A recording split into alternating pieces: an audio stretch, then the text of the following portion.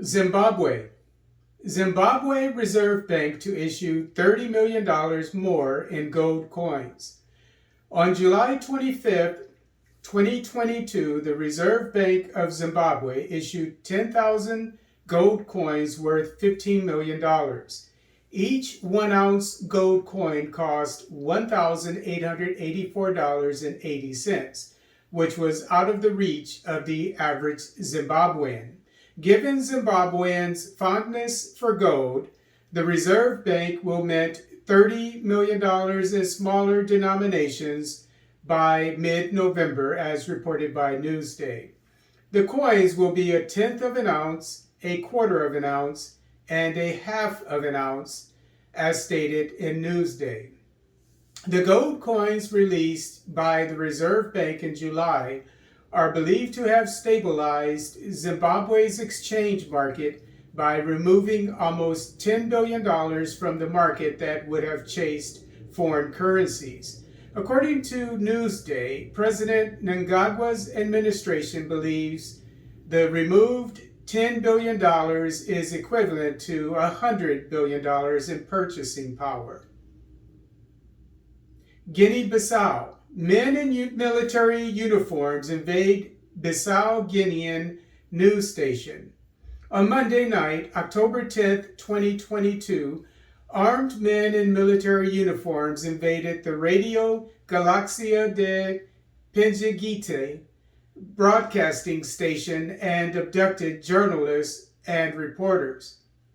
As reported by Youth Radio, the abduction came on the heels of a report by the station about the diversion of large quantities of drugs seized by the government in an operation involving senior officials of the Ministry of Interior.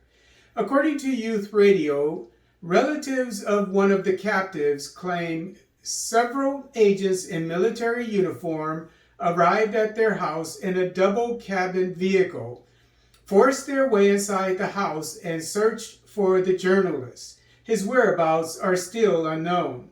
Youth Radio also reports that neighbors claim there were agents in military uniforms monitoring the journalist's house the next morning seeking information about him.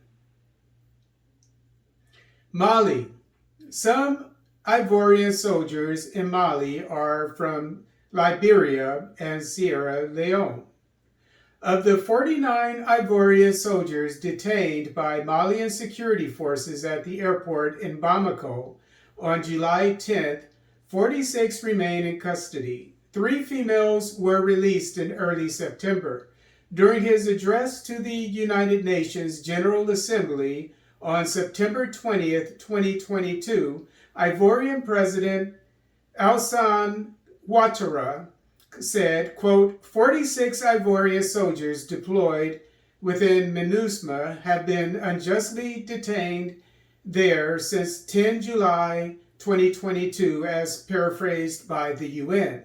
Even the former colonizer of the Ivory Coast and Mali entered the fray when French Interior Minister Gerald Darmanin promised last month, quote, our full support is to the government of Ivory Coast whose soldiers remain detained, unquote, as stated in African Insider.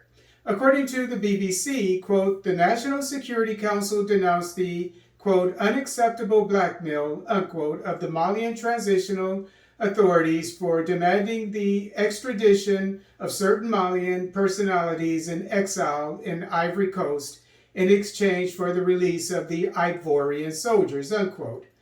RFI newspaper, nonetheless, seems to contradict that all the soldiers in Malian custody are Ivorian, insomuch as it claims in a recent report that some of them are Liberian and Sierra Leonean.